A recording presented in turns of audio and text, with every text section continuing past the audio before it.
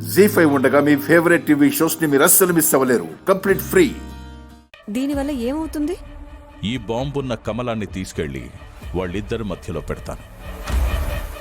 నా దగ్గరున్న ఈ రిమోట్తో దాన్ని ఆపరేట్ చేస్తాను. నేను ఒకే బటన్ నొక్కగానే ఈ బాంబ్ ఒక్కసారిగా బ్లాస్ట్ అవుతుంది. దాంతో రుద్ర, ఈశ్వరి ముఖాలు నల్లగా మసిబారిపోతాయి.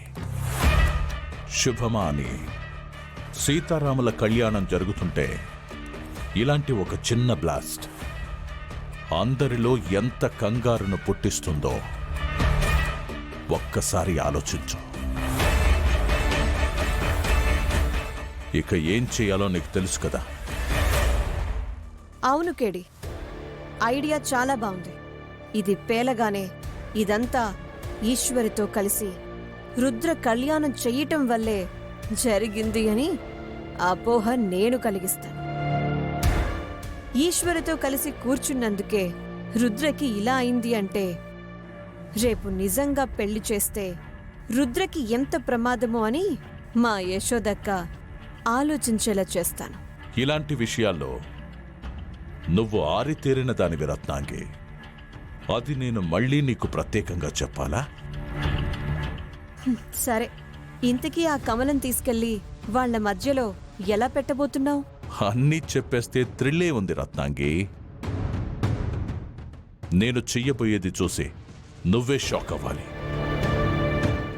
అలా ప్లాన్ చేశాను. అదేదో నాకు కూడా చెప్పొచ్చు కదా. Wait and watch Ratnangi.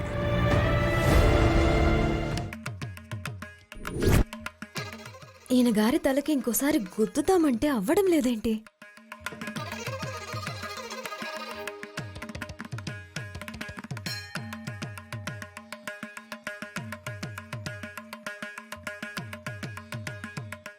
మిరపకాయ్, నువ్వు నా తలని గుద్దడానికి అవకాశం ఇవ్వనుగా. ఎందుకంటే నీ మిరపకాయ ఫేస్కి మిరపకాయ షేప్లో కొమ్ములొస్తే నాకు చూడాలనుంది.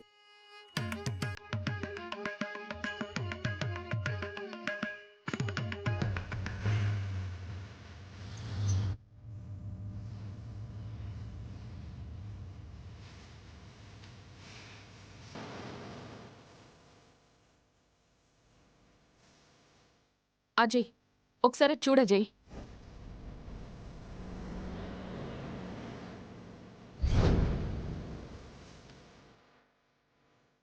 ఈశ్వరి, రుద్ర కలిసి కూర్చొని కళ్యాణం చేయిస్తున్నారేంటి? మా అక్క ఎక్కడుందో, ఎలా ఉందో, ఎవరితో ఉందో నీ కళతో నువ్వే చూడు.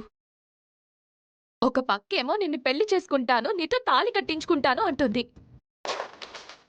మరో పక్క ఆ రుద్రతో రాసుకొని పూసుకొని కూర్చొనుంది. ఇలాంటి అమ్మాయినేనా నువ్వు పెళ్లి చేసుకోవాలనుకుంటుంది? ఇలాంటి అమ్మాయితోనేనా నువ్వు జీవితాంతం కలిసి ఉండాలనుకుంది? ఇన్నాళ్ళు ఏం జరిగింది, ఎలా జరిగింది అనేది పక్కన పెట్టు. ఎవరు ఏమనుకుంటున్నారో కూడా పక్కన పెట్టు. కానీ ఇప్పుడు మాత్రం నీ కళ్ళారా చూస్తున్నావు కదా. వాళ్ళిద్దరి మధ్య ఏమీ లేకపోతే అంత క్లోజ్నెస్ ఎందుకు వస్తుంది? Your selection is wrong. First అది అర్థం చేసుకో.